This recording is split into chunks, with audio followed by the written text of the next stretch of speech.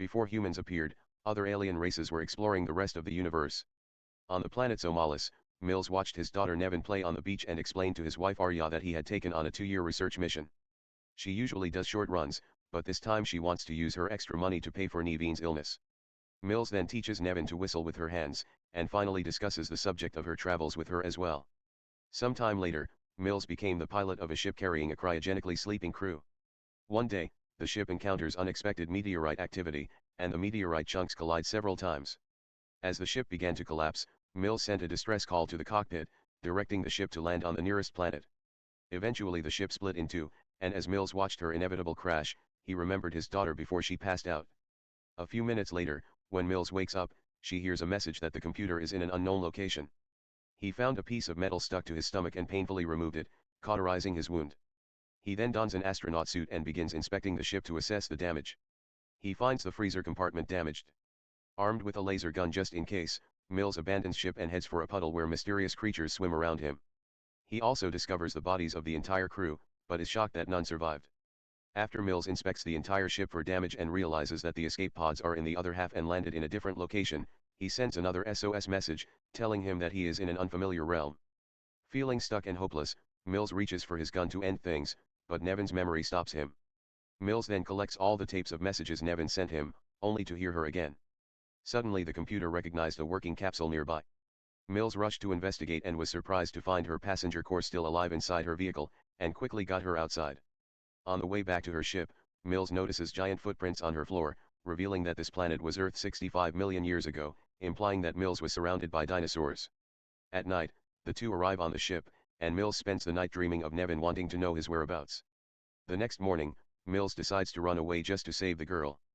He uses the ship's computer to find the other half of the ship, but the scan fails to find them. Mills then goes outside to explore the area and discovers giant bones that show how dangerous local predators can be. In addition, he stumbles upon a hot geyser eruption that he has never seen before. As he recovered, he saw a light in the distance and realized that the other half of the ship was on a mountain in the distance.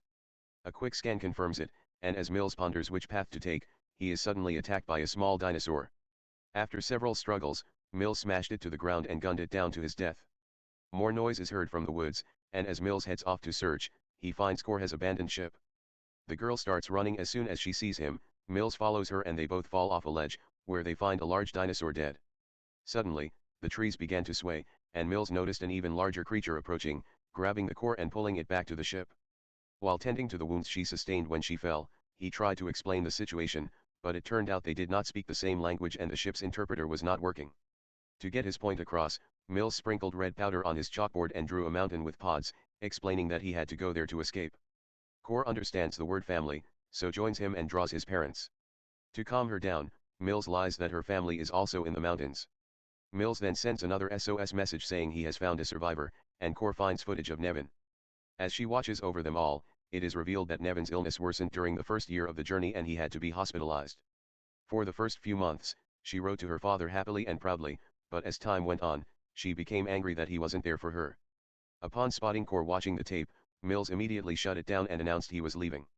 Once the bag has enough supplies, Mills and Koa set off through the wilderness, keeping quiet so as not to attract predators. It's a long and arduous journey, but they're getting a little closer each time Mills helps Koa when she's down or needs something. One afternoon, Core spotted a red glow in the sky, but did not comment on it. Eventually Koa got tired of running and just got in the way by grabbing a berry from a bush and throwing it at Mills. Frustrated, Mills uses scan to prove that the berries are poisonous and orders Koa to stay away from them. A giant bug then landed on Mills' neck, and when Mills killed it with his hand, his fingers were covered in a terrible gooey substance. Mills tries to scrape it off the tree, but it is so powerful that it falls off with a piece of bark still in his hand, making Core laugh. Mills tries to tease her by touching her with her dirty hands, but a small tree falls in front of her, interrupting their little play. A strange sound echoes from behind the shelf, and they find a small dinosaur stuck in a hole in the slimy substance. Core takes pity on this and runs to his aid, thinking Mills is too dangerous. Mills didn't listen to her and ended up helping her finish early.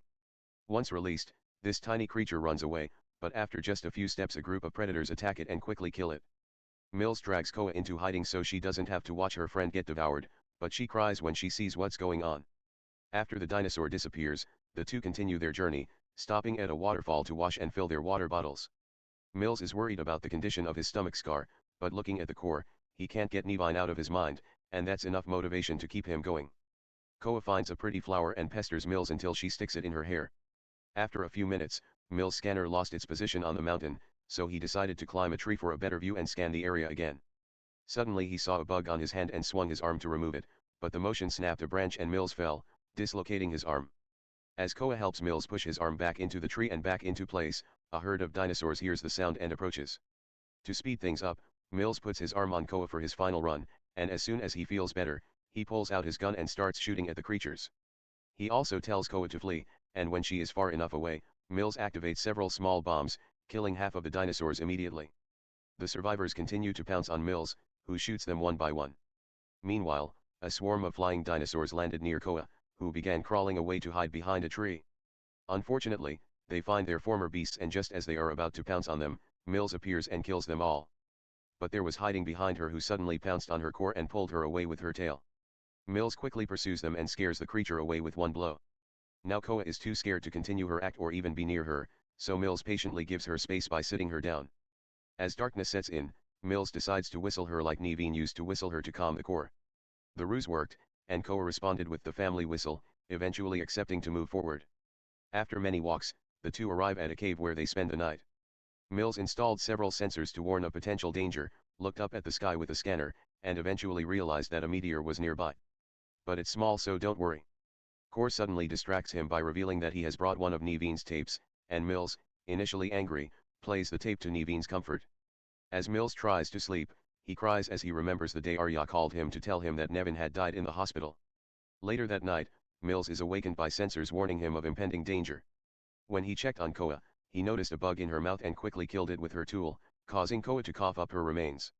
Then the sensor begins to go crazy, and at that moment, a huge dinosaur appears outside the cave. Mills shot it several times, then ran through the core and a small hole deep inside the cave. The two, unaware that a small dinosaur is chasing them, immediately begin looking for a way to escape. After many walks and narrow passages, the two are frustrated to find that they have reached a dead end.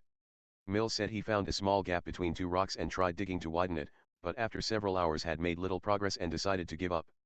When Koa realizes this, she angrily repeats family and demands to start over, so Mills tries to tell them they're dead, but he doesn't understand. Thinking he might not have the right tools, Mills suddenly has an idea. He uses a bomb to create a hole big enough for a child to pass through, and gives the rest of the bomb to Core to keep him safe while he goes exploring. Core crawls through a narrow hole, making sure there is space on the other side, so Mills tries to follow her.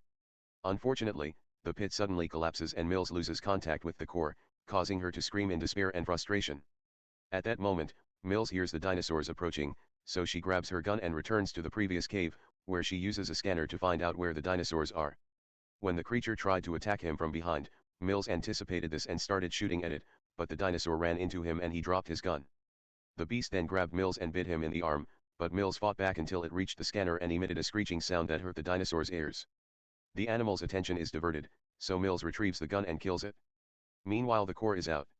She explores the forest alone and finds a giant bone that can be used as a weapon. So she wraps it in poisonous berries and large leaves and puts it in a bag. A few minutes later, Mills manages to get out of the cave and sees a giant meteor approaching, using a scanner to learn that the meteor he just saw is just a fragment of a larger meteorite that will hit in a few hours and cause catastrophic extinction. He immediately went looking for Koa and heard her scream as her dinosaur approached her. Koa hurriedly hides inside a log and Mills runs towards them, but he trips and falls directly into a quicksand pit. He tries to call out to Koa, but he slowly sinks to the point where he can no longer speak. Hearing Mills' call, Core musters up the courage and waits for the dinosaur to enter the tree trunk and drop the bomb before running. With the beast dead, Koa was able to reach the quicksand safely and crouch over a tree to help Mills get out of the hole. The two reunited in a tight embrace, and Mills explained to Koa that the meteor could cover the last few miles. In the evening, the two finally arrive at the foot of the mountain. Mills ties a rope to Koa and Koa starts climbing first. She then deftly and intricately ties ropes to trees and rocks to support the weight of Mills as she climbs. Moments later, they spotted the other half of the ship, and Mills quickly turned on his computer to see that a rescue ship was approaching.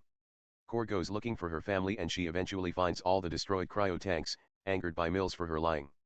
As she cries, Mills pulls out a picture of Niveen and explains that she lost her daughter while she was at work and now she can't let that happen again. A sobbing Koa hugged Mills and apologized for everything. Suddenly, small meteorite fragments start falling toward Earth, so Mills and Core rush into the emergency pod. As Mills tries to press the fire button, a meteorite fragment crashes into the ship, causing the pod to fall off the mountain and the two pass out. Koa woke up first and immediately pressed the start button, but the computer explained that it could not start in this position. When Mills also wakes up, a giant dinosaur comes and starts attacking the pod. When the gun falls to the ground, Mills ventures out of the pod to retrieve it, only to discover that it does not work. As the second dinosaur joins the attack, Mills hides behind part of the ship and adjusts the gun configuration. With dinosaurs suddenly surrounding him, Core grabbed Nevine's tape and played it on the scanner, creating a hologram of Nevine outside the ship. Mills cries, hoping to see his daughter one last time before he dies, but it turns out that the dinosaurs were tricked into attacking the hologram first. Mills uses this distraction to quickly kill his first creature while the other one tries to reach the core by nudging the ship. Mills soon followed, and after a few hits, the dinosaur also died. Thanks to the critter's nudge, the pod is now in the correct starting position. Before Mills can return, however, the beast he shot in the cave returns and begins stalking him. With a plan in mind, Mills runs to the geyser and sprays hot water on the dinosaur's face. Unfortunately, it didn't do much damage, but just then a core appears and stabs the dinosaur's eye with a pre-prepared bone. The dinosaur starts thrashing and runs onto another geyser. This time the blast hits the abdomen and succeeds in burning. Mills and Core then return to the pod and manage to take off just before a meteor hits Earth and causes the extinction of the dinosaurs. Once the capsule has left the atmosphere, the autopilot will guide it to a rendezvous point, where a rescue vessel will wait. On the way home, Mills closes his eyes and pretends to see Nevine again soon, so Core comforts him by holding her hand. In a gripping tale of survival and connection, Mills and Core find themselves stranded on Earth in the distant past, facing dinosaurs and meteorite threats. Through determination and shared memories, they form a bond that helps them overcome challenges and find hope for the future as they await rescue.